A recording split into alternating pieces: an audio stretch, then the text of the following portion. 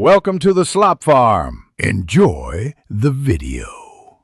You begin by signing into Google Classroom with your school or personal Google account. This gives you access to classroom controls. Create a new class now. Enter the name, section, subject, and room so everything is organized. Choose a grading scheme and enable or disable Guardian summaries. Once done, invite students using the class code or send email invites. Make sure joining permissions match your district policy so students can enroll smoothly and you maintain control. Next, organize learning materials by creating topics.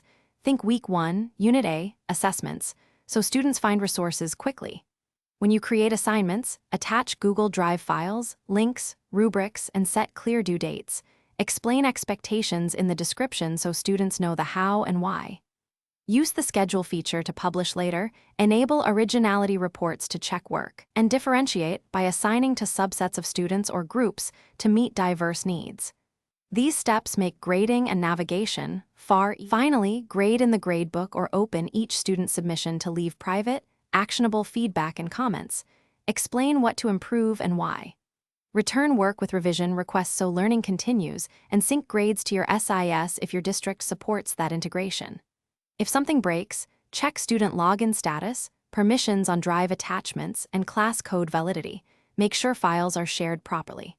If submissions are missing, remind students to turn in and verify their account type to resolve common issues quickly. Thanks for watching. Consider subscribing if we helped you today.